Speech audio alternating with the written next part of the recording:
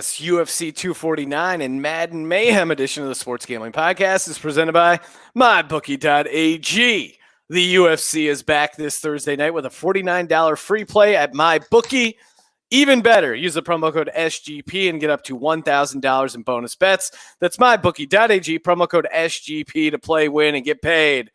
We're also brought to you by Madden Mayhem, our Madden simulation tournament, where we're giving away $10,000 in MyBookie credits to the winners with the best brackets. Plus, you can bet on all the games, including live in-game wagering.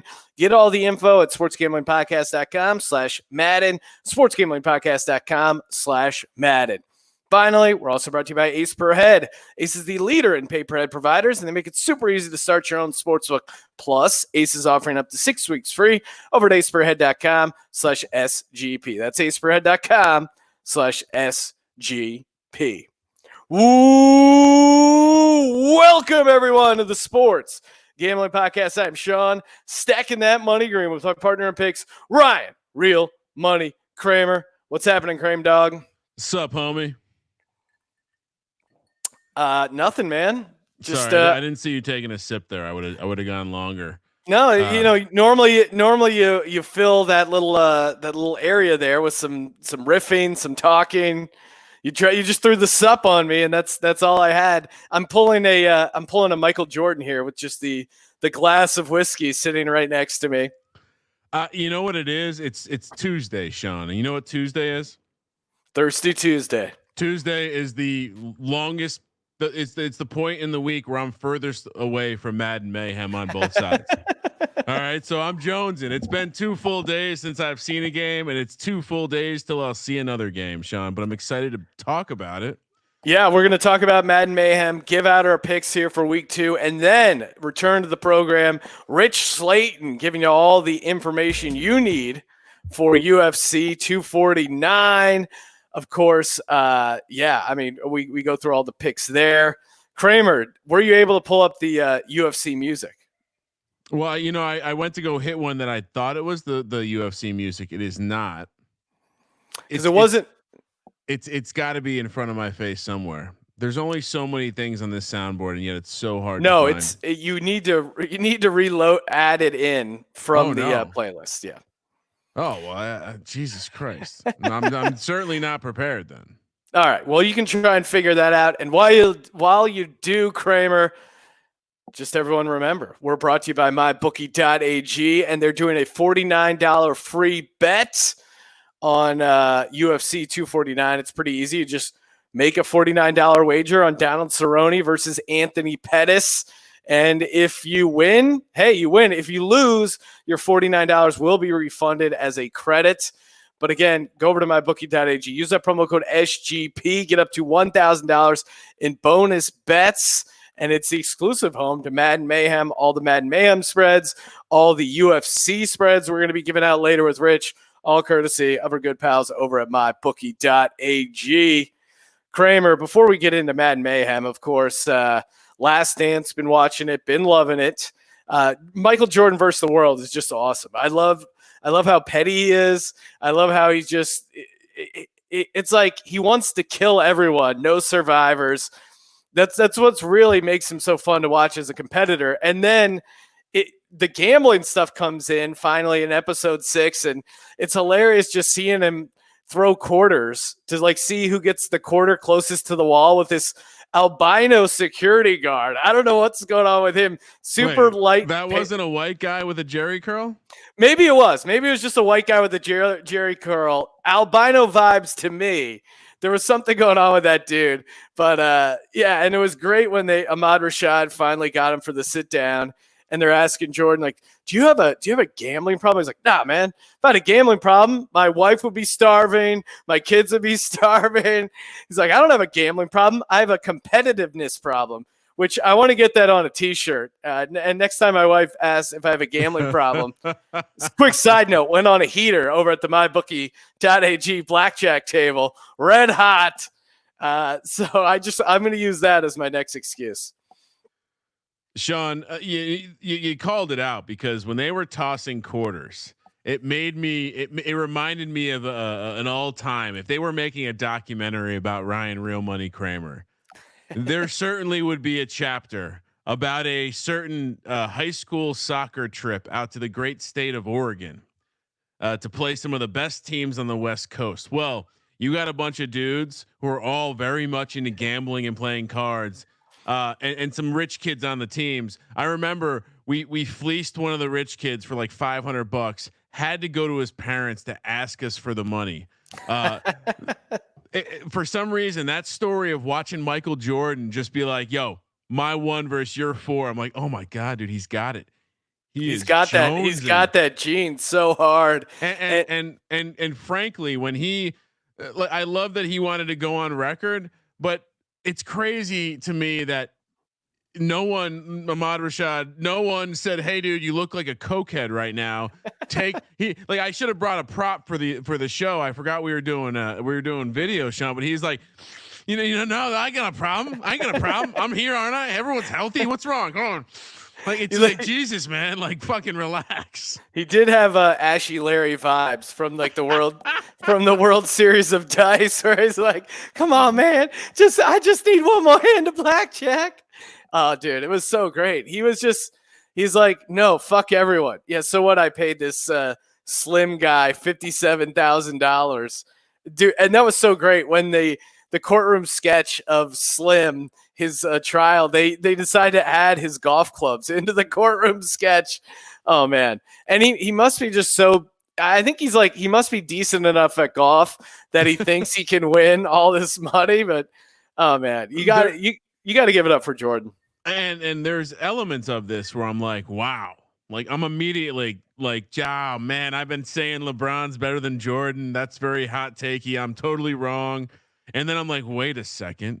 Jordan is like a mastermind sociopath here. That's what I'm dealing with. When they have a story of him doing X and they come back and he's like, "I just went down to AC with my family. No big deal." I'm like, I believe the man. I believe that he just wanted to get out of the city.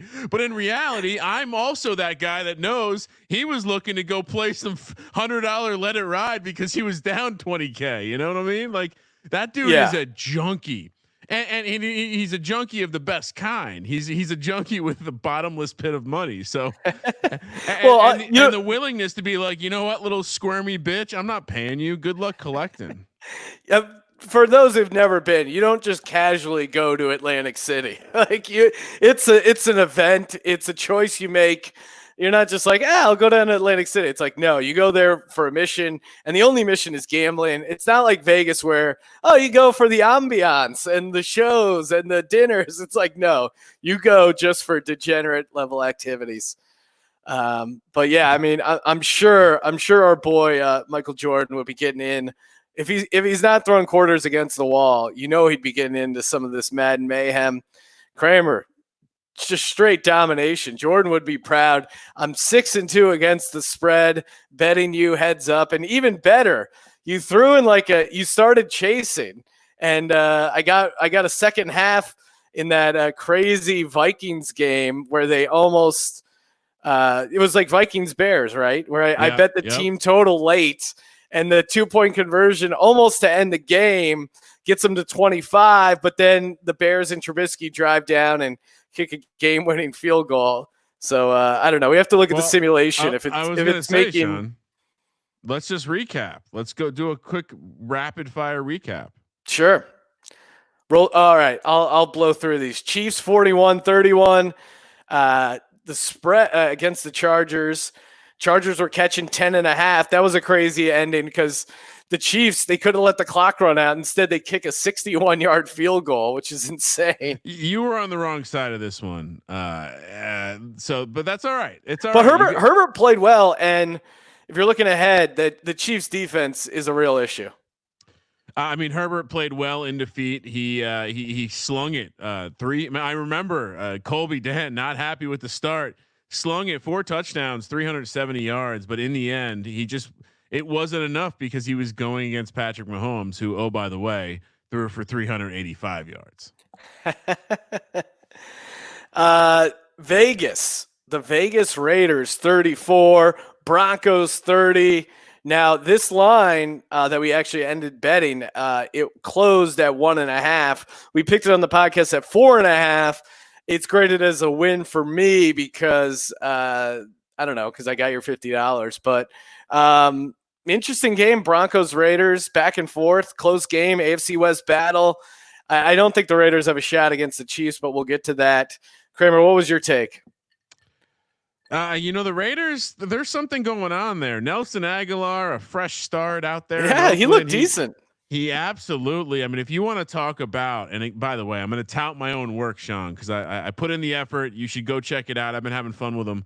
But you look at the stat sheet, and you'd be very surprised to see Nelson Aguilar sitting there with an 8 for 110 and a touchdown line. I mean, look, a lot of receivers have peaked the 100-yard mark, 14 in fact, but I would say Nelson Aguilar did it in a quiet sense. And sure, the Chiefs are going to be the favorite, but I am very much looking forward to this matchup not this Thursday, but the following Thursday, May 14th, because I do think this Raiders team is sneaky. I think they have the ability to run the rock, and I think we saw that Kansas City is going to struggle there. Sorry, this is not rapid fire. No. New Orleans 31, Panthers 8. I had the Saints. They rolled. And to me, they're one of the teams I would mark as a real tough out in this tourney moving forward. I mean, in the end, it was Christian McCaffrey versus a whole team of people. And Teddy Bridgewater just kept checking down. This was probably the only game that wasn't that fun to watch. Falcons 27 against the new luck Tampa Bay Bucks, who, they had a ton of offensive weapons, couldn't get it done. Matt Ryan, Julio Jones, like once he figured out to just keep throwing it to Julio Jones, they dominated. But Tampa was in the game, but just couldn't pull it out. 27-24, Falcons move on. I'm happy I'm in a way, I'm happy the Bucks are gone. I love this narrative that the Patriots are gone, the Bucks are gone.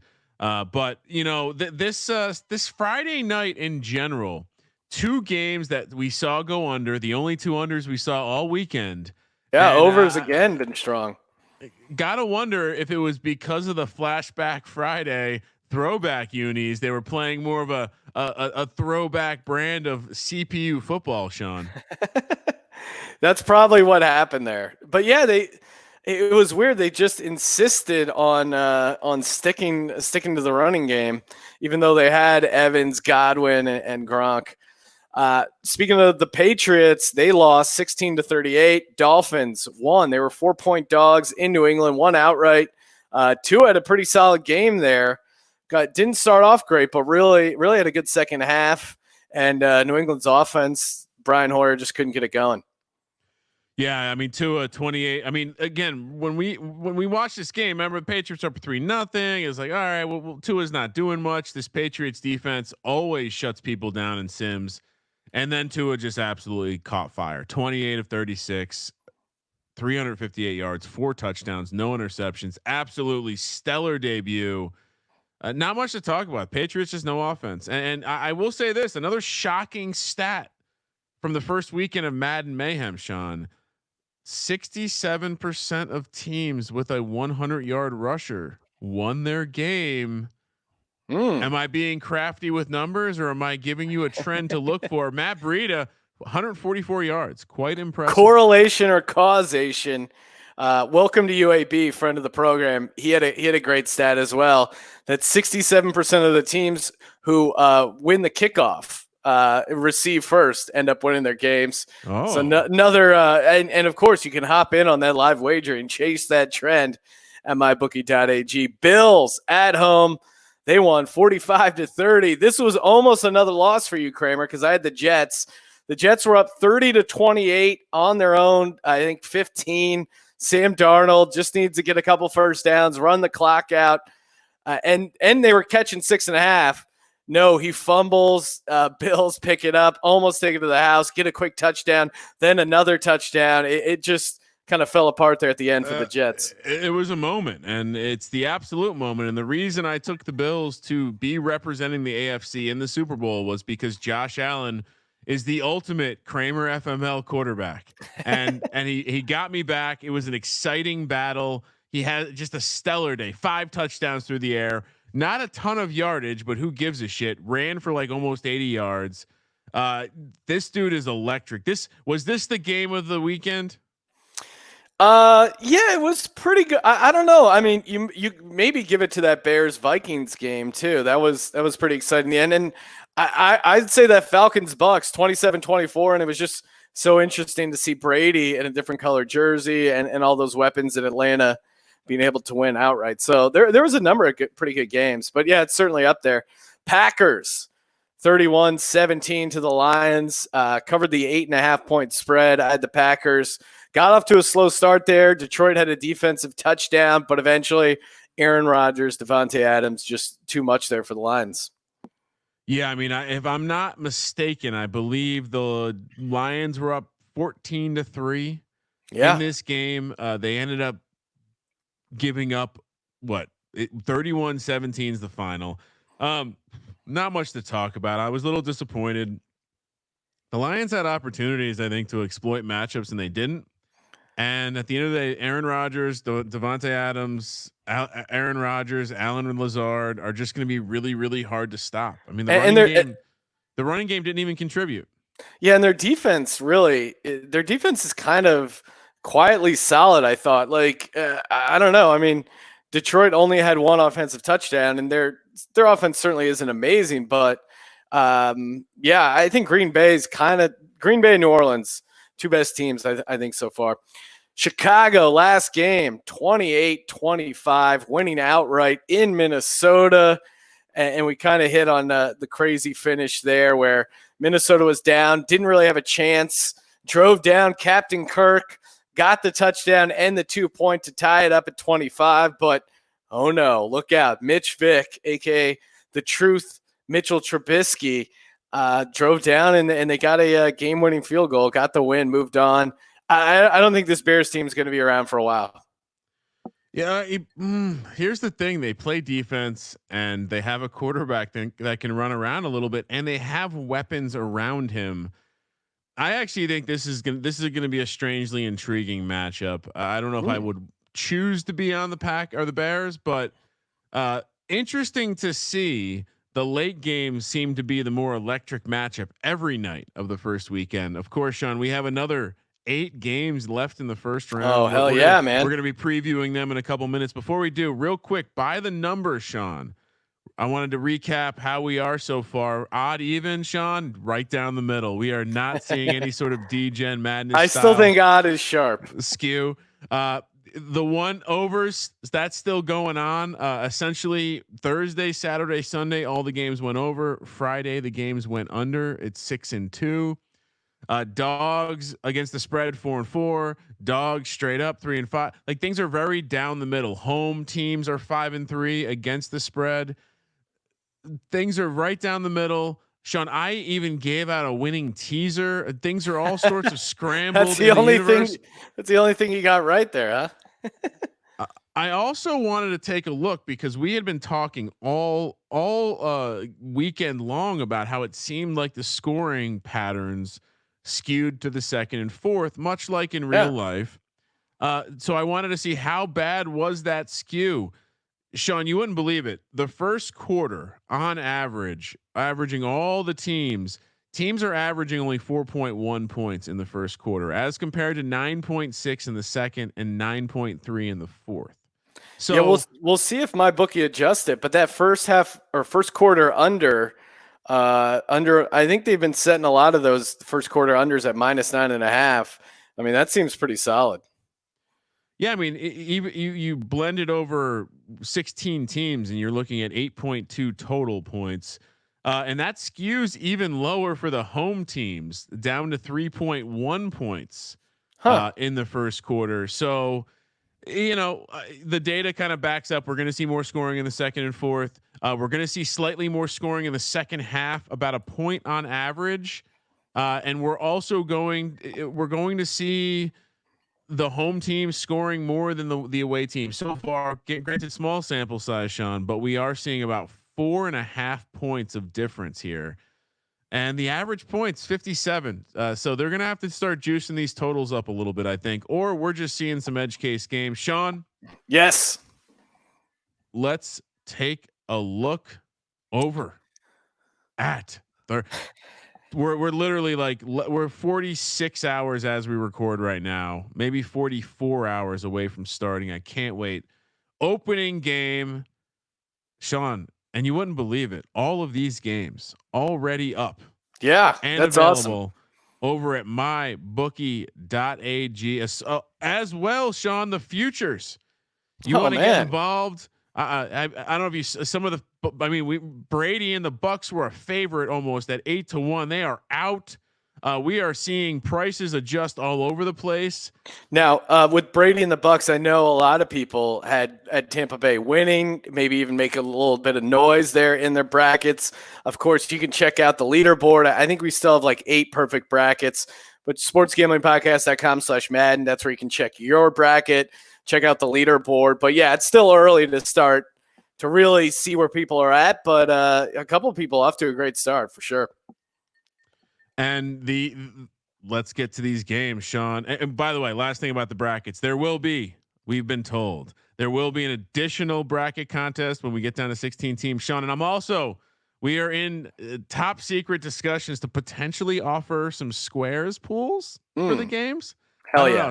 Stay tuned. Thursday night, May 7th, 8 p.m. on the East Coast, 5 p.m. on the West Coast. The Indianapolis CPU Colts head to Tennessee to take on the Matt Vrabel led Tennessee Titans. I'm wondering if the simulation version of himself will also cut off his dick to win Madden Mayhem. The Titans are -2.5, -145 on the money line. Colts +105, 46.5 is the total. Sean, talk to me. Well, do you want first dibs? I feel like I need to give you every advantage you have because I'm up big on you, Kramer. I don't want to put you in the locker there with Robert Mays. What do you know what? That's fair. That's true snake draft style. Yeah. And what did you want? You want first dibs? Give me the Colts, baby. I'm all in. I this knew team is loaded. This team's loaded. I love Phillip, and we all know that tightened up is a bitch thing. I mean, come on. I mean, I feel great that you selected the overrated Indianapolis Colts. Sure, they got DeForest Buckner and Frank Reich, CPU Frank Reich, but I think CPU Phillip Rivers, he might turn the ball over. And this is in Tennessee. This is in Nashville. Kramer, you yourself pointed out the stat that highlighting how people with 100-yard rushers, how good they've been winning these games. They did. And I think CPU Derrick Henry, there's no way to factor in how many carries he had last season into the CPU. They're not going to give him a low rating. They're going to give him an awesome rating because he's awesome. He's going to run all over this Indy team. Give me Tennessee -2.5 all day. One last nugget to add. The only quarterbacks that won their games while throwing for less than 358 yards were Mitchell Trubisky and Josh Allen, and both of those guys ran for north of 50 yards. Is Tannehill capable of going for 350? I think that's what you have to ask yourself, and that's what I'm really leaning into on this handicap. Sean, the night game, the Houston Texans, where we won't see DeAndre Hopkins because he was inexplicably traded for nothing, and a great contract with David Johnson. The CPU Texans are hosting the CPU Jaguars, where the Texans, led by Deshaun Watson, are -7, -400 on the money line. Jags +225, 43.5 is the total. You're up, Sean. It's your pick. What do I do here? It's really hard to back this Texans team without DeAndre Hopkins. However, I'm going to take Houston -7. I don't think the Sims give Minshew the respect maybe he deserves. You talk about how awesome mobile quarterbacks are in Madden. I'll take a mobile quarterback in Deshaun Watson. He's the best quarterback by far that's going to be in this game. And the Jaguars, you could make a case for them because I think they had a pretty good draft, brought in some good defensive talent, but they've lost so many. Calais Campbell, Jalen Ramsey, Yannick Ngakoue is on the team, unless he gets traded between now and then. But I'll go Houston -7. I feel good about the Texans at home, and I think David Johnson, he might still be okay in Madden. We'll see. And that's the trick. I think he's going to add something to that backfield and make them even more dynamic. Hard to see an angle as to why you'd want to get involved with the Jaguars here, but it. I hate. I mean, it was obvious, right? No one is going to take the Jags here, but who knows? Crazy. And maybe you'll get that closing number closer to 8, 8.5, 9 once people start pounding the Texans. Well, and I mean, again, we haven't seen too many teams have a pass rush affect the game. Texans have a just dreadful offensive line, so that could be a game where we see a Jags team get after the quarterback, and maybe that's the difference. Moving over to Friday, it's all about the NFC West. And to open the night, we have the Los Angeles Rams coming back from their team retreat on Jared Goff sucks Island, and they head up to Seattle to take on Russ and the Seahawks. -4 for the Seahawks, -195. Rams +140. 47.5 is the total. Yes, please. Give me the love muscle. Russ is a guy, as a sim god. I think he's not quite Mahomes, which is kind of silly, but I think he's like a 97. I know they have a shitty offensive line, but god damn it, there's no way that Jared Goff is going to beat this Seahawks team. I'm going Seahawks here, laying the 4. I think the crowd gets hyphy, and they show everyone that they're the 12th man, the virtual 12th man. And I see the case for Seattle. Given first choice, maybe I go Seattle, but it's not a cop out. I'll back this Rams team.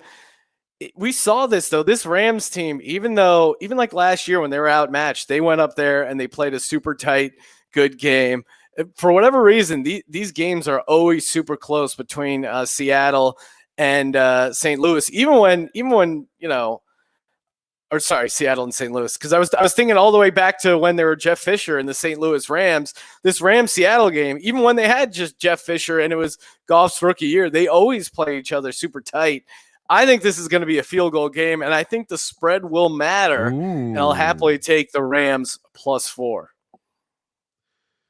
All right, Sean, the nightcap, 7 p.m. on the West Coast, 10 p.m. on the East Coast. The San Francisco 49ers are hosting the Arizona Cardinals. Niners -10.5, -600 on the money line. Cardinals +325, 50.5 is the total. Both teams on paper improve themselves a lot, which means they are going to be, I think, pretty decent squads in the game. We saw Arizona keep it close in real life twice, with really that being the kryptonite of the 49ers defense, the mobile quarterback. Sean, you have the choice. Are you taking the points? Yes, please. This is a little exercise in game theory, Ryan. Fuck. I acted like a gentleman by giving you the first pick, knowing it would set me up for this second game in the NFC West bracket where I could steal the Arizona Cardinals, who are catching 10.5. Are you kidding me? Kyler Murray, DeAndre Hopkins. This is what like the Madden simulation just loves, these kind of players. And again, you nailed it. Arizona kind of hangs with this team otherwise. I love it. Cliff Kingsbury riding all that sweet tail he's going to get from his showing off his mansion in the virtual NFL draft. Arizona could be a live dog, and I love them at 10.5. And even the Isaiah Simmons pick, right? Like people are saying, yeah, what positions he going to finally play? They can cover a tight end, which would be huge when you go against Kittle. But also he might be better in the game than he's in real life right now because he was such a high pick. I would also add, here's what I would say. I think the Niners rushing attack is extremely strong. And I think the Cardinals ability to stop the run is extremely weak. So this might be a game where I look to take Niners team total over, because I think even if the Cardinals keep it close, there will be a lot of points scored. I think this is a game that goes well into the 50s. So maybe even just the game over.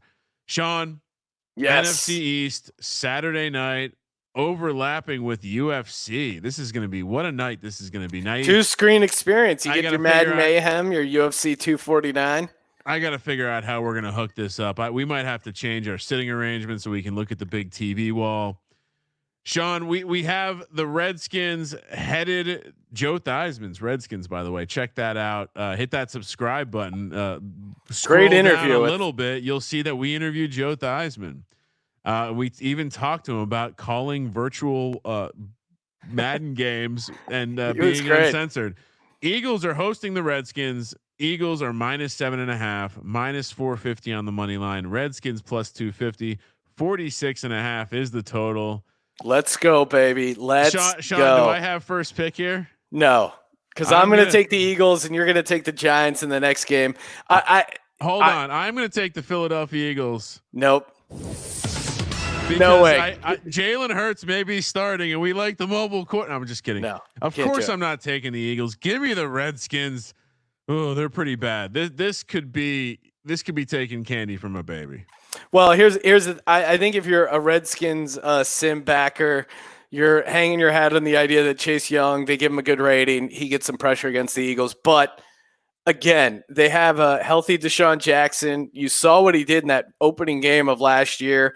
Then you throw in Jalen Reagor, who, Ryan, you remember that game? You were giving me a haircut. We were watching the Madden Sim. He got a touchdown. He could get involved. And again, Alshon Jeffrey probably won't be with the Eagles come 2020, but he is a hashtag sim god in Madden, matchup nightmare. I think they're able to move the ball pretty easily, and they've gotten a lot better at cornerback Darius Slay. I think they could get some pressure because they didn't have it all last year, but they have a healthy Malik Jackson. They brought in Hargrave and Fletcher Cox. That rotation at defensive tackle is pretty strong. Redskins don't have Trent Williams. I'll take it at any number, but yeah, give me the Eagles -7.5. This is a tough spot. This is an absolutely tough spot, but anything can happen in the NFC, Sean. And for the nightcap, my New York Giants, they head to Dallas to take on, unfortunately, it's going to be Dakota in the starting spot, even though Andy Dalton's there. He's still in the virtual holdout though. And they're not scared to go into the season with Andy Dalton. When I saw that come across the ticker on ESPN, I about jumped out of my seat, Sean, because I would love to see the Dallas Cowboys start the season with Andy Dalton. Giants catching 11.5 feels a lot like a Super Bowl that was played a little bit over a decade ago. +350. Go into that well, Kramer. -700 for the Cowboys. 48.5 is the total. This is disrespectful. I know the Giants aren't that good, but 11.5. Great way points, to start a pick. 11.5 points. I've watched a number of simulations between NFC East teams, and here's what I'll say: I've never seen the Redskins beat the Eagles. I've not seen that yet. I've seen the and I've never seen the Giants beat the Eagles either. For the record, very realistic. I've seen the Giants and the Cowboys have split in the games I've forced the kids to watch it. It's a whole thing. Like that. Can we watch the Giants? They'll be like, can we reset it? This Giants team sucks. Anyway, I say all of that to say there's a lot of reality to the upset possibilities because the Giants, the off-season adds to their back end and their linebacking core has created a situation where they can actually get an interception. They can actually turn you over. And while Dallas is loaded everywhere, the combination of Saquon Barkley being an absolute beast and Evan Ingram being like Daniel Jones will throw for like he will meet the criteria to throw for 350. I've seen him do it a couple times. Will the defense do enough? And I think Dak makes a mistake because Dak has not been focused on football. Dak's been focused on his goddamn selfish ass holding out, not coming back for America's team on a night where we will fade ex-Cowboys, we will fade guys named Cowboy, and we will fade the Cowboys. Very selfish act. He's breaking the quarantine rules and he's holding out. He doesn't care about anyone else. Ryan, you mentioned Saquon Barkley and force. I can't help but share with the audience when I checked our Twitter DMs and you had been DMing the guy who does the Madden roster, making a case for why Saquon Barkley should be listed as the third down back in the Giants offense. It was a hilarious exchange because the guy's like, you don't think Deion Lewis is going to get involved? And you're like, no, I've watched a bunch of these Sims. Saquon's going to be in there in third down, and he's getting Deion Lewis is not running the ball 10 times to Saquon Barkley's 12 carries. It was great. I was simply giving him feedback to make his roster more realistic. Yeah, I mean, listen, I like to be a man of honor, so I don't want to be changing anything about the roster. And apparently, I've caused all this hubbub over at my bookie, Sean, because they're now using the updated roster. Yeah, who doesn't want updated rosters? They're awesome. It's awesome. I even another competitor site, Sean, I see is doing a World Cup style Madden simulation tournament. Sounds a lot like something we're doing. They won't have awesome commentary, so fuck them. No, they won't have awesome commentary. And really, World Cup style, do you really want to be thinking about soccer? No, you want to be thinking about real American football, USA. And I'm a huge USA fan, and America's team is not the Cowboys. America's team is winning bets, and I'm not going to say I'm going to take the Cowboys, but I'm going to take the team opposite the Giants in this selection, Kramer. All right, good luck with that. I'm going to so you're taking the Cowboys? I'm not going to say that, but I'm taking the team that's not the Giants in that matchup. I'm trying to isolate this and send it to your father. Sunday, the AFC North kicks off at 5 p.m. on the West Coast, 8 p.m. on the East Coast, with the Pittsburgh Steelers hosting the Cleveland Browns. Sean, the Cleveland Browns are -2.5, -145 on the money line, +105 for the Steelers. 47.5 is the total. You know, you asked me about this when you said, "Hey, is that number right?" That number is absolutely right. I don't get it. Big Ben has owned them. I have first pick here. I'm a little worried to apply. Here's the thing. I'm trying to read Sean. I don't know if Sean's going to take the Bengals. I'm pretty sure the Bengals suck. And I'm pretty sure Lamar Jackson and the Ravens are awesome. And I'm pretty sure I want to be on that side. You want to trade here, Kramer? You want to trade? Yeah, I'll take a trade. Okay, because I don't think I care here. I don't care what side of the revenge gate or whatever, the malice and the palace. Yeah, give me the Steelers as a home dog. Minka Fitzpatrick against Baker Mayfield. Yes, please. Big Ben coming off his injury. They're not gonna. The CPU doesn't know how to factor in rust or that crazy weird beard he's got going on, or all the bread he's eating in quarantine. They don't have a number to figure that out. The guy's just carb loading like he's ready for a marathon. I love Pittsburgh as the home dog here. Give me them catching 2.5. Are you kidding me? Browns road favorites? Didn't we figured this out last year? That's not a good formula. Well, here's the problem. This is a CPU simulation, and I'm not sure that Madden has captured what it really means to suffer in Cleveland. And so I think the collection of these talented individuals that will surely shit the bed in real life might not shit the bed in the CPU land. I love it. I played the game right. I was going to take Cleveland the whole time because I've watched them dominate some of these Sims. And now I get to take my Baltimore Ravens because I think this Bengals team might be really bad. And while Joe Burrow, it's going to be exciting to see him make his debut, he's going up against the MVP. And I think Lamar Jackson, I think we're going to see a couple. We haven't really seen a team that has a real life dominant rushing attack. The Chargers did all right, which matches real life. The Dolphins, maybe that's what they're going to go for. But this weekend, we're going to see San Francisco and Baltimore play against teams that might not be very good at stopping the run. And I think we're going to see what kind of menaces a team like that could be. So even though we're laying 14.5, with the 7 p.m. on the West Coast, 10 p.m. on the East Coast matchup, the final matchup of the first round, the Baltimore Ravens laying 14.5 against Joe Burrow and the Cincinnati Bengals, -1,200 for the Ravens, +500 for the Bengals. That seems like a lot for a sim. 50.5 is the total. Yeah, I'm going chalky here. I think the Ravens roll similarly to how San Francisco is going to roll. Oh, dude, love it. Give me Joey B, Joey Burrow, Joe Exotic, the kid from LSU, Tiger Nation, rise up. AJ Green back on the team, Zach Taylor, Joe Mixon. This is a team that can hang. This is a team we've seen these rookie quarterbacks look kind of competent. I think 14.5 is huge for a divisional game. So yeah, I'm happy taking the Bengals here, Kramer. Wow. All right. Let's do it. Let's throw it. Somehow we managed to flip flop where we're taking all dogs or all favorites every night. Love it. All right, let's throw out a lock, a dog, and do we do a tease? We should do a tease, right? What do you mean? I hit my tease last week, Sean. All right. Happy birthday. I'll start things off.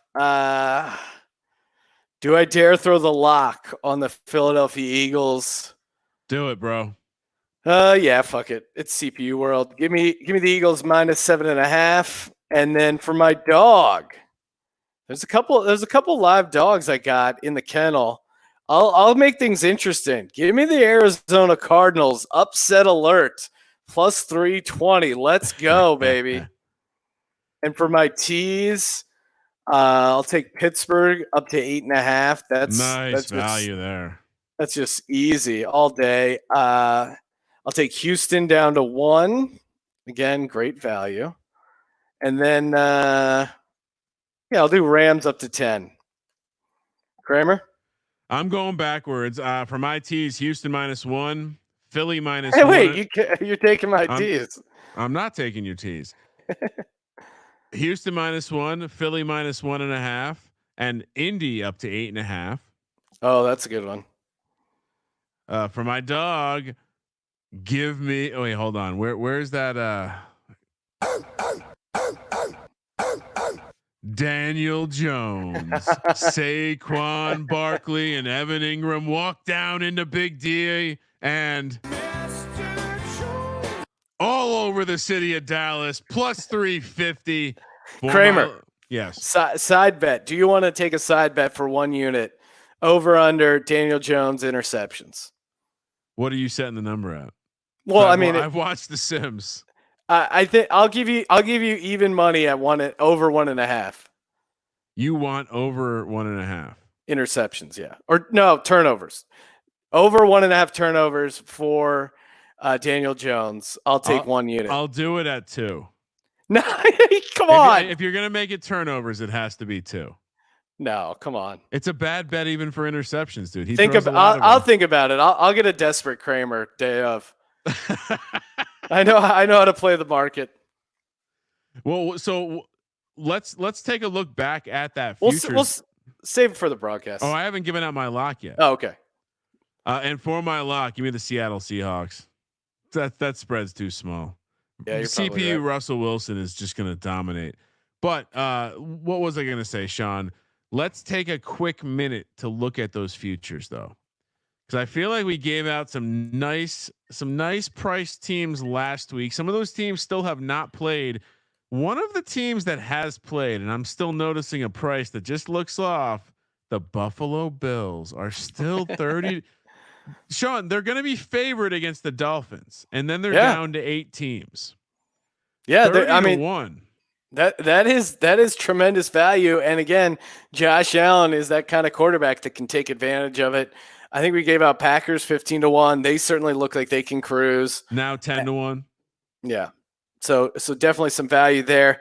All right, before we head over to UFC 249 with Rich Slaton, I want to give a shout out to Ace Per Head. Again, thinking about starting your own sportsbook. Sports are back, baby. You could be booking UFC action this weekend. All you got to do is go to aceperhead.com/SGP. That's aceperhead.com/SGP. Get up to 6 weeks free when you use our link there. Plus, Ace off live betting. Amazing.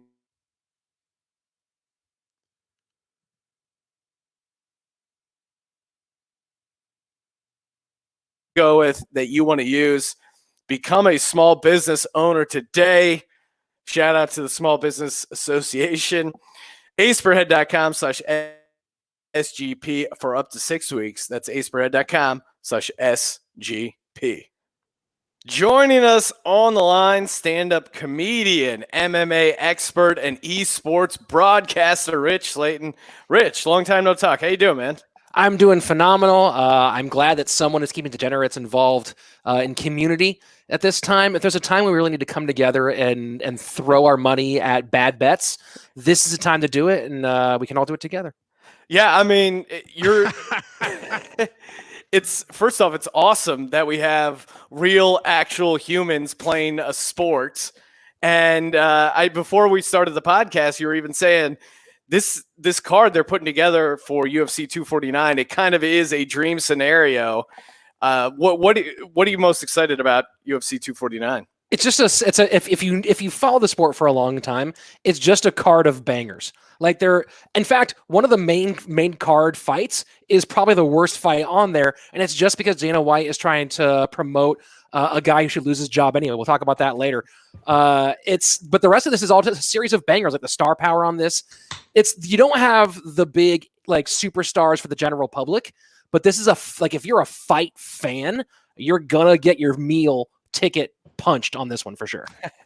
First off, I'm kind of disappointed that Fight Island didn't happen. There was a lot of talk. We're going to do it. It's so hilarious that there was all this talk about we're going to do it on an island in international waters. And then they just said, fuck it. We'll go to Florida. What happened to Fight Island, Rich? I don't know, man. It's like Fight Island.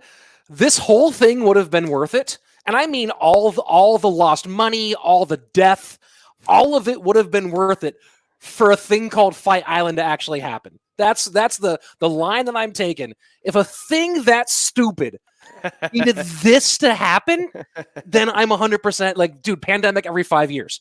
But we didn't get it, and it's the single biggest tragedy that our country is going to face in 2020. No exaggeration. Yeah, no exaggeration whatsoever. I'm picturing somewhere between Survivor and like Escape from New York. That's what Fight Island would be. Fight Island means we're one step away from the ultimate fighting, like the ultimate sword fighting championship. Do you understand how close we are to this being as real as it gets? Like, fuck the as it gets part, just real. Yeah, this is elements of surviving the game. Choose your weapon. I'm in. Make it happen. Oh yeah. And I know you also do the esports announcing. I mean, this has to be kind of crazy. I know our site, all of a sudden we've been doing our like simulated Madden games, but we've been dabbling in the esports as well. Walk us through like the crazy amount of interest that's changed in the past couple of months. Well, here's an interesting part of it is that for anybody who's working in esports right now, views are up and money is down, which is a weird part about it, right? Like YouTube, everyone's views are through the roof, but the actual ad dollars coming in are way lower, which is like a weird balance and back and forth. But in terms of busy, like I just finished a 12-day run of commentating competitive Clash Royale, which is the main game that pays my bills, 12 days in a row of doing it. Between like professional leagues, outside organized competitions, my own stuff on my own channel.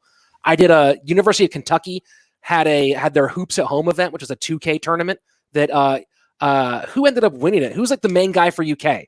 The number one player for Kentucky. Sean, you're the college basketball guy. Oh, dude, I'm totally blanking for. He's Kentucky. gonna go. He's gonna go in the first round. Gonna go in the like top 5 probably. Man, what's his name? Whatever. Like their number one star ended up winning the tournament. Oh, really? He was playing 2K. Yeah, he was in, and they put him in as like he's our biggest star at the school. We're excited to have him in. Hopefully he wins, and he ended up doing running the whole table across everybody. But it was a 4-day event. I'm casting competitive online browser-based golf tournaments. Oh, hell yeah! I'm casting Clash Royale. I'm casting everything. I have never worked this hard in my life. My kid barely knows me. My wife is like, we live in the same house. I don't recognize your face. I'm lucky enough to be one of the busiest people alive right now. Rich, I hate to break it to you, but Sean and I went as far to create a fake football tournament just to escape the isolation we were in. I saw you were getting press for it, dude. I was like, I actually saw, I think I saw it from a press source that you guys didn't link. Like it came to me externally. That's how impressive it was. And it's also impressive how committed you are to this lifestyle that you were like, we cannot have such a downtime period where no one can disappoint their family by losing too much money on a competition. So you guys made it happen. we have to figure out a way for people to bet on stuff. And what better way than just creating It really is funny that it's when I tell people, they're like, "Oh, so you play Kramer in the video game?" I go, "No, that we watch the computer play itself in a video game." And they're like, "But people bet on it?" I'm like, "Oh yeah, people bet on it." Oh man, it might be. I think that this is one of those things that pops out of this whole situation that actually survives. It's so stupid that it's great. And Kramer and I have been going back and forth. We're like, I think when sports come back, we may still be doing. I mean, probably not to the same degree, but I do think there's like there's definitely an avenue, and especially with like how realistic the graphics are. I don't know, it's fun. Might as well, and you never have to bench someone for CTE and Madden, so you're good. All right. Let's get to it. Let's talk a little UFC 249, of course, presented by mybookie.ag. This is where all the odds are coming from. And UFC 249, they're actually doing a $49 free bet. So you put your bet, a $49 bet on Cerrone versus Pettis. And if you lose, you get it refunded as a mybookie.ag credit. Cerrone right now, a plus 115 dog. Pettis, the minus 145 favorite. The over-under 2.5 rounds. Rich, what are you feeling here? Well, first I want to talk about Cerrone for a moment because, and you retweeted this, and it's very important. I could not have nailed that Cerrone pick from last time more, to the point where he just released a video about how broken his brain was. Yeah, walking into that title fight. He all due respect to Donald Cerrone, who's entertained me for money many times for over a decade now, who deserves to have a plaque in the UFC Hall of Fame. The guy is a professional choke artist at the top level. He is better than 90% of the fighters and 10 steps behind the top 10%. And that's just the fact. And usually when you say choke artist in UFC, that could be a good thing. But for Cerrone, it's not. And yeah, the video, he's just admitting that he didn't want to fight. And then the interviewer is like, "Well, so when did you know you didn't want to do this fight?" He's like, I don't know, maybe like 2 days before, I was thinking, what am I doing here? Why am I going to fight this guy? Like, what? This is exactly the opposite you want to hear. You want to hear a guy like Mike Tyson, who is just, I'm going to beat this man. I'm going to eat his children. Yeah, okay, I want to bet on that guy. Can we take a quick aside real quick to talk about this Mike Tyson news? Have you heard of this, Sean?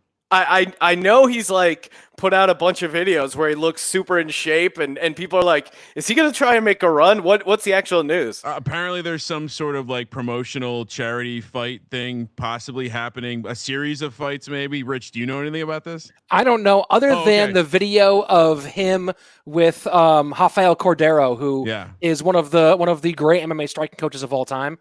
Other than that video, I don't know anything about this. But take my money, dude, right now. Take it. Which is what I'm saying, right? Imagine a world where there's no sports. And then you're telling me Mike Tyson is going to come out of retirement to fight anything. I would pay $49.99 to watch him battle a bunch of hanging dead cows in a goddamn freezer. Because oh my God. When I saw that, I was just like, oh yeah, we're getting this. Family, like the whole family's watching it. I don't care what's going on in the world. We're all watching Mike Tyson come back to fighting. Anyway, well, it's necessary. It's a great throwback for like 90s athletes, because we've been enjoying this Jordan documentary, and you feel like, I don't know, I felt like a kid again, kind of watching Jordan dominate in the 90s, and now Tyson coming out of nowhere. We're getting training montages of him. It's really a great time to, I don't know, to not have sports. We're at least getting a little, and especially now with the UFC. So we kind of got sidetracked there. But hold on, let's stay on the sidetrack for a second. Sure. Why did they cancel the U.S. Open?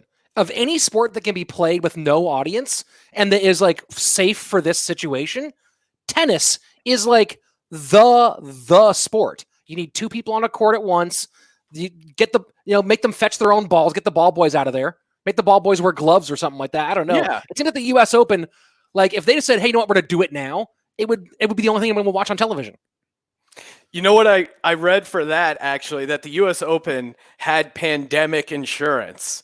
And they were like one of the few people who had pandemic insurance. Okay. And I think they saw They Okay. saw the payout right away, and they're like, "All right, we're out of here." Okay. But I bet you that must have had something to do with it, Sean, because you're right. The police. So in my neighborhood, to make sure people weren't using the parks, they put police tape all over the picnic tables and the playground. And I live in an area where the space that would normally be a basketball court is a tennis court. Well, they even put police tape over the tennis court. I'm thinking, like, this is the isolation game. You're nowhere near your opponent. I'm with you, Rich. We've taken it too far. Same with skateboarding, right? Meanwhile, I'm watching the Korean Baseball League, and they're not fist bumping, but they're rubbing elbows. They're like all sweaty. Like, come on. Well, and real quick, Hitting Kramer, doubles, like Flipping bats. By the way, stand up triples. quick shout out there's so many awesome bat flip montages for Korean baseball. Apparently it's like a big part of their game. Shorter fences. Of course, Sean, we're breaking it down over at sportsgamblingpodcast.com. We have a Korean baseball expert. But yeah, they're just do yourself a favor. Google the bat flips in Korean baseball. It's really hilarious. Done. Well, real quick though, before we get back to the fight stuff, you talk about them closing down parks. I shit you not. I went to a basketball court and they had the club installed on the basketball rim so that no one could take a shot. I tweeted, I put a photo up on Instagram, but it's just like unbelievable. First off, who has two clubs laying around that they could just throw there? Honestly, getting on top of a ladder and installing the club on a basketball rim probably more dangerous than a couple guys playing pickup basketball. But they've the ones near me, they've taken the rims off. They just took them off. The same with Santa Monica. They just took the rims off. Bullshit. Fucking crazy. But at least guys can fight to the death, and we're looking forward to seeing that Saturday. UFC 249. And again, Sean, yes, I don't want to steal your handicap of this free roll fight that we're breaking down here, though. But we're not gonna back a cowboy now, are we? Well, you know what? I accidentally already put my $49 free bet in over at my bookie, and since Cerrone was the underdog, I immediately took him. I like the idea that he wants to fight in this fight. That's what I'm basing my complete handicap around, the fact that he didn't want to fight last time. He's due for a fight where he wants to fight. So give me Cerrone plus 115. Rich, I don't tell me think why it I'm works crazy. like that. Yeah. Well, first of all, Cerrone, and again, someone might clip this and be like, "Look how much this guy's hated on Cerrone." I'm a guy who's paid for every fight Cerrone has ever been in that I could pay for. Cards where like you shouldn't pay for the pay-per-view to watch him fight.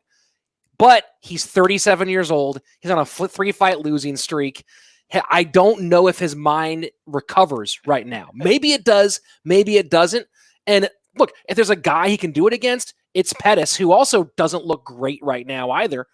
But I just think between the two of them that if I'm betting more against one than I am for the other right now, and I'm betting against Cerrone in this one. And just to be clear, Sean, this fight is Saturday night. Yes. Yes. The same night that the New York Giants will be taking on the CPU Cowboys in Madden Mayhem. I will be fading the Cowboys on both counts. Give me Showtime Pettis, baby. Love it. Yeah, he's only what is it, minus 145, so it's pretty even money, like at that point, Yeah, exactly. All right, Especially moving on for a guy who doesn't want to fight anymore. that is really troubling.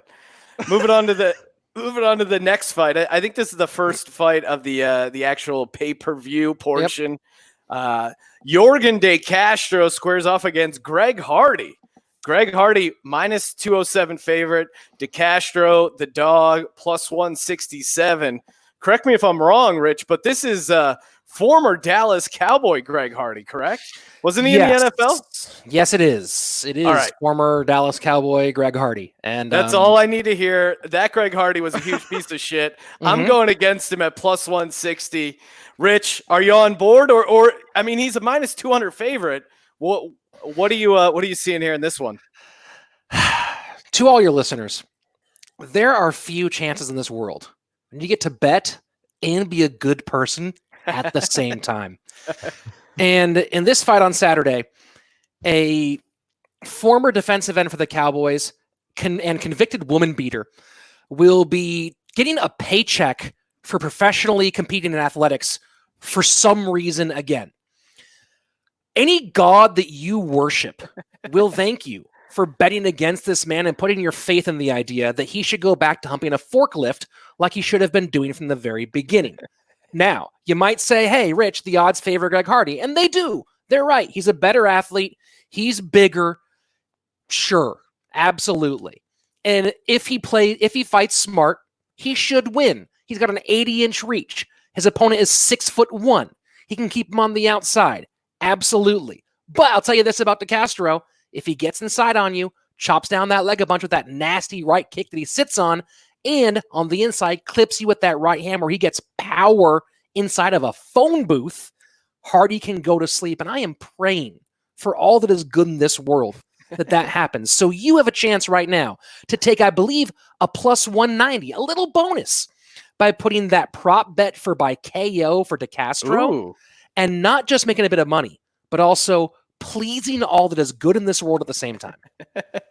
Kramer, I assume you're on the same page with us here.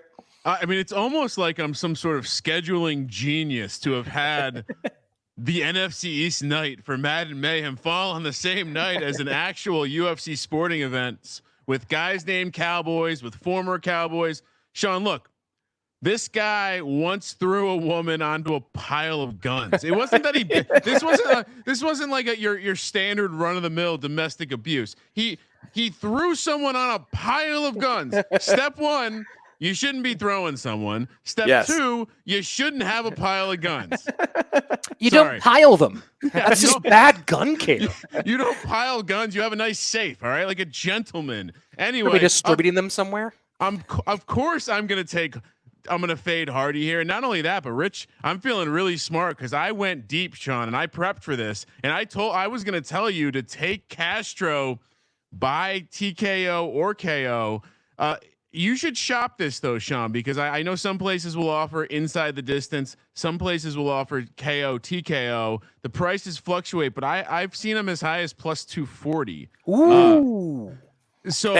And if you want to do a anti-Cowboys parlay, you can take Anthony Pettis and Jorgen De Castro, parlay those together. You're getting up plus 350. Maybe even throw the Giants in Madden Mayhem at plus 11.5, and you're over plus 500 there. Here's the reality about this fight, right? It's that Hardy's a superior athlete, and he's 6'6", 80-inch reach. If he fights a smart, slow fight on the outside, that's why he should win this one. But if you look at DeCastro's fight history, he's 6'1". He's fought taller guys before.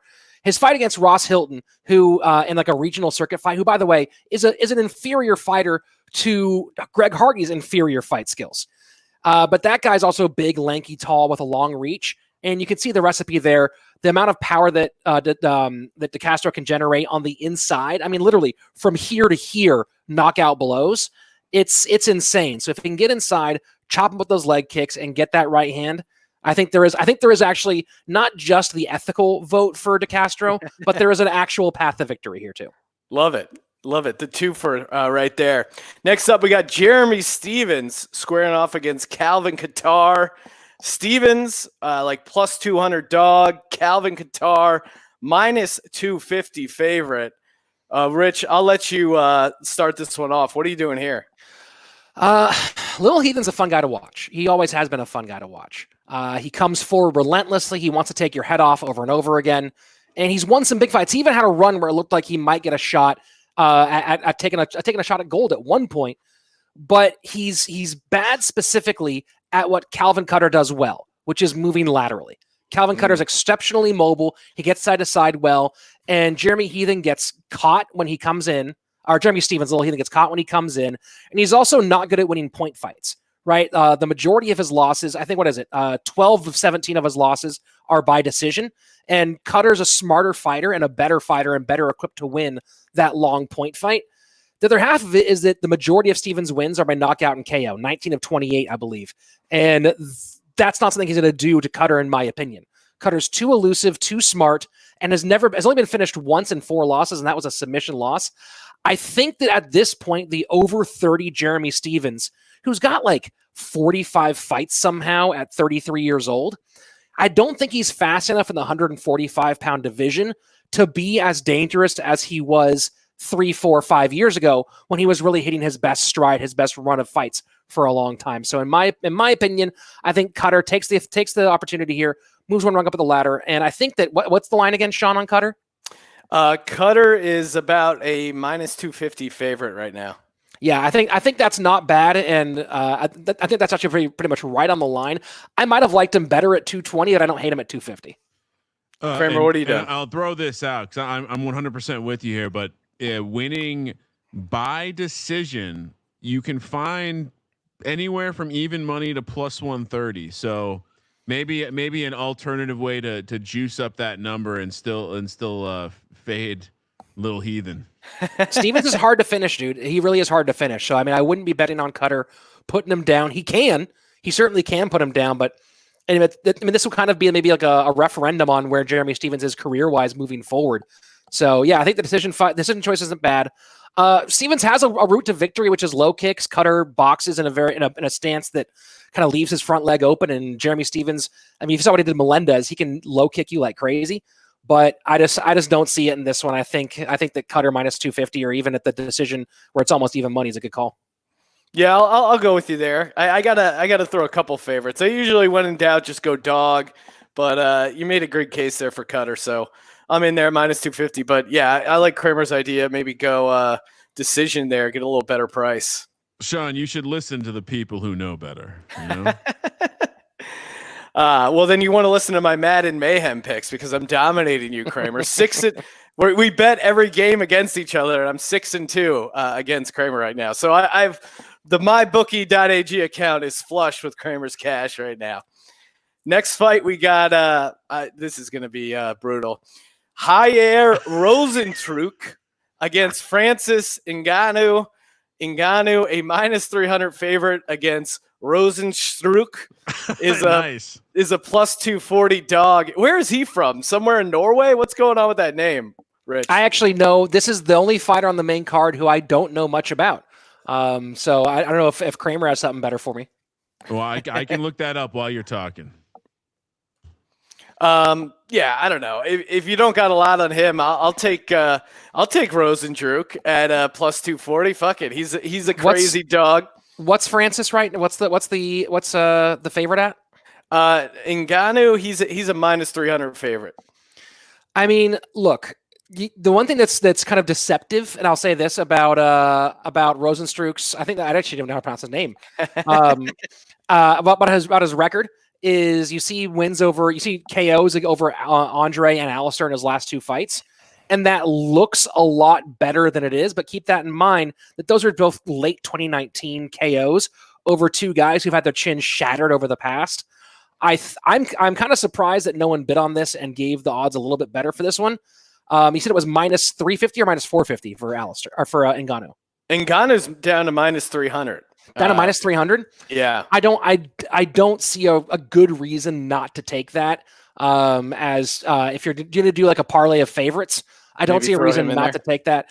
There's nothing you look at Rosenstruck's resume that stands out as like, oh, this is why he beats the most frightening puncher in the UFC right now. Kramer? Sean?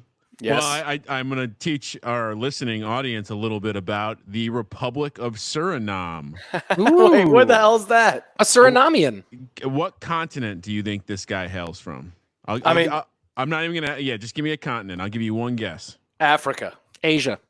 It's South. It's a republic. It's a former Dutch colony in South America. Jesus. The language. It's still. So that's what that's where that Dutchish. Because I was thinking Norway or somewhere up there, but yeah. And kickboxing, right? The Dutch and kickboxing are very intertwined. So interestingly enough, I had no idea this country existed in South America. I'll be honest.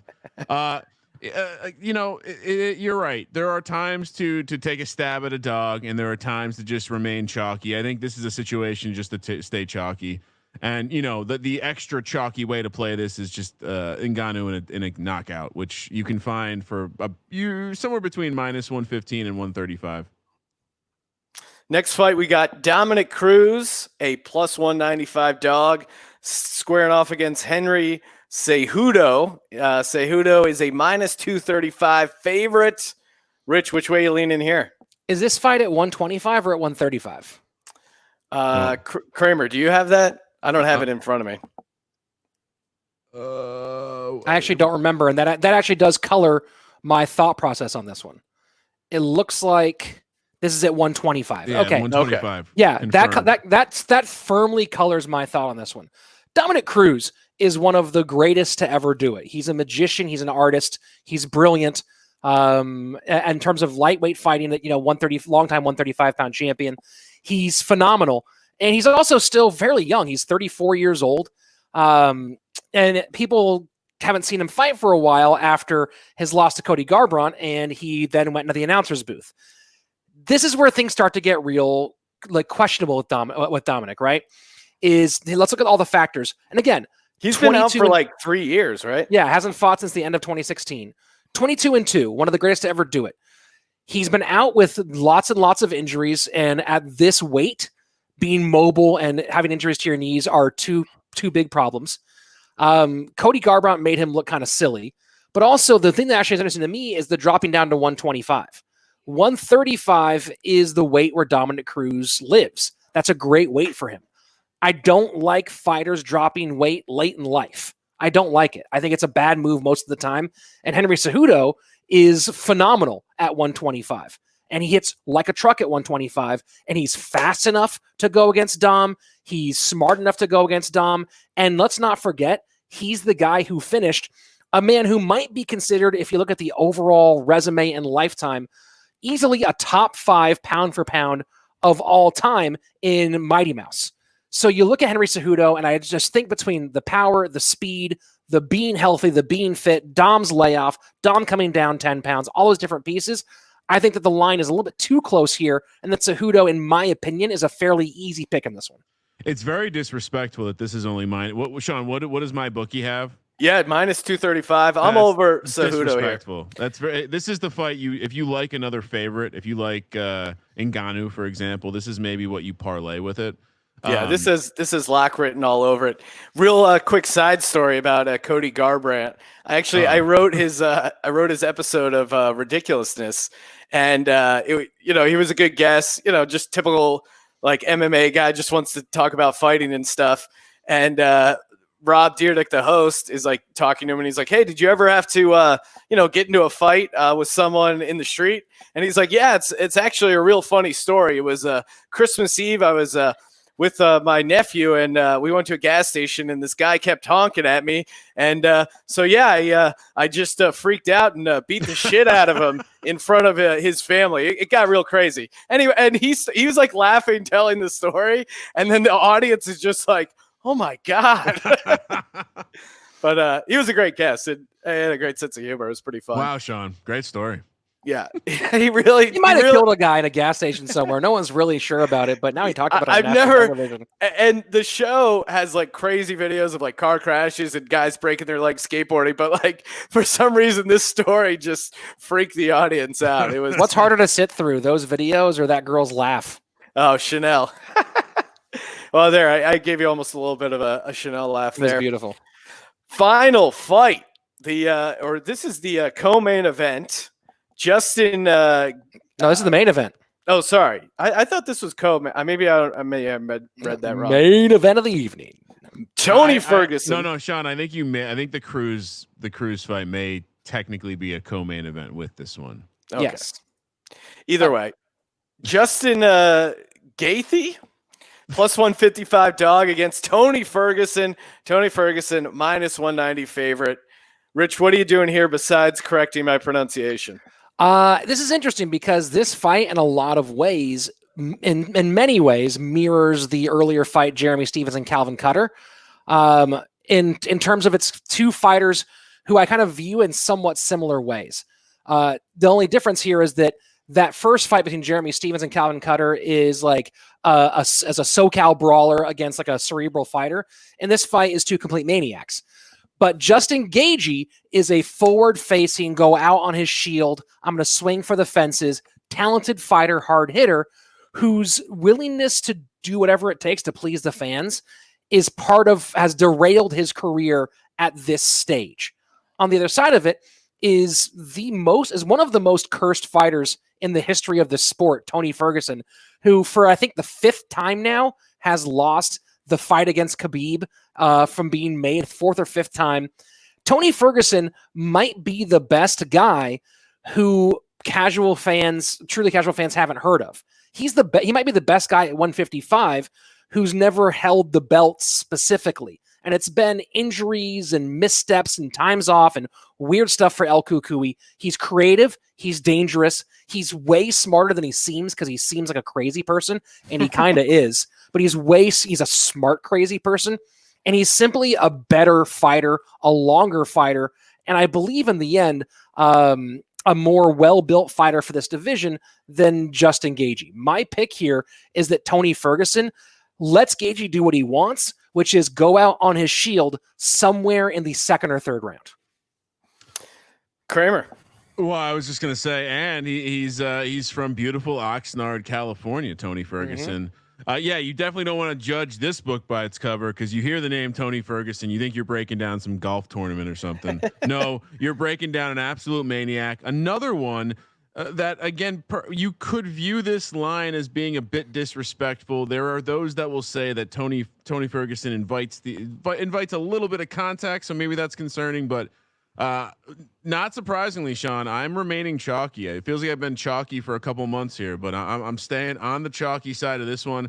I have a feeling I'm gonna be doing some round robin parlays with some of these like minus 150 to minus 250 favorites, and one fight goes wrong and my whole night's ruined. So explain the round robin parlay, Kramer, for the uninitiated.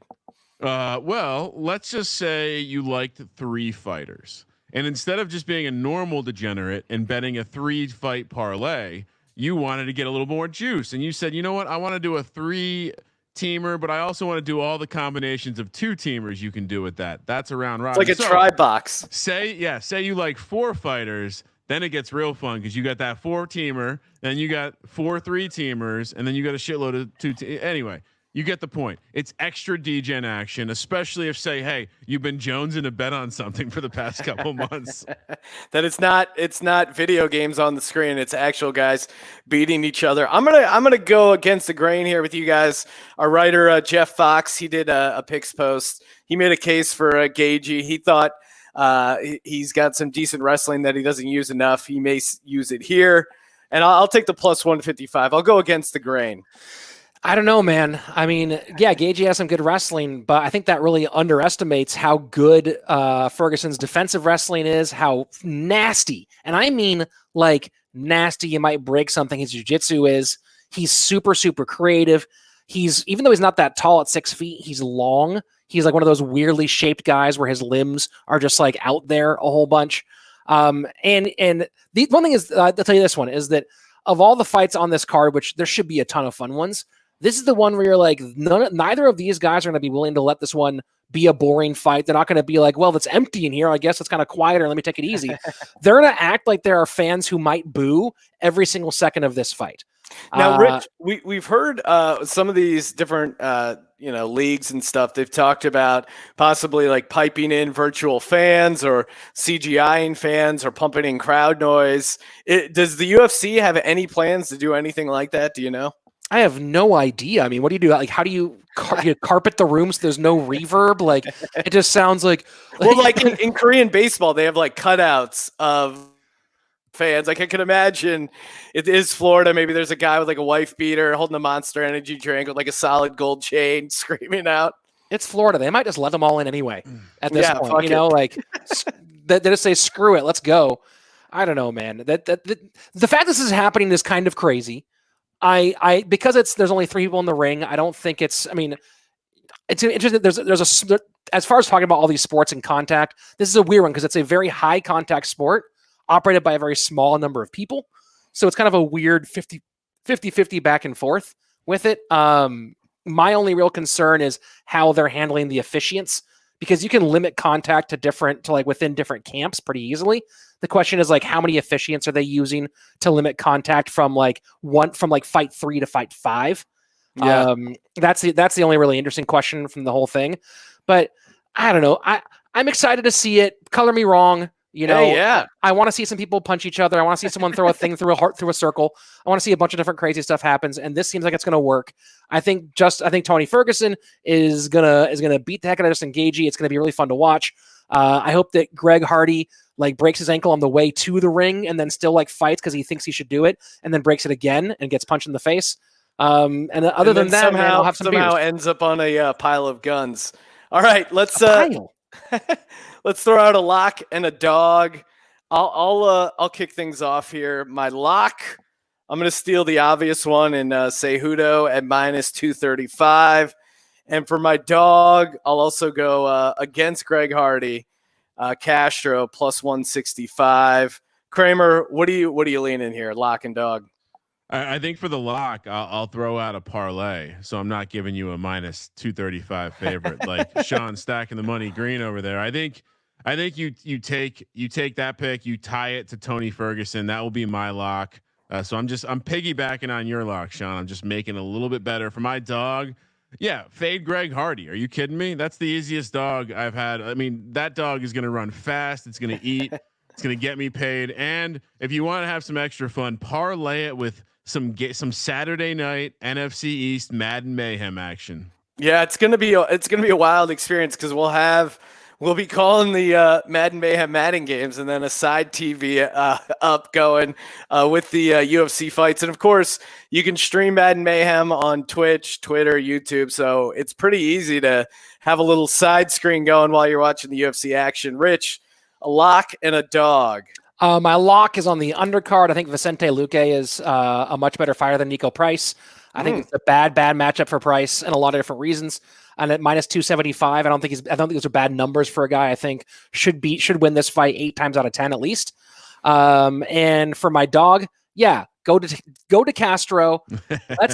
Let's send Greg Hardy to his career as a Walmart greeter early. Awesome. Well, appreciate you calling in as always, Rich.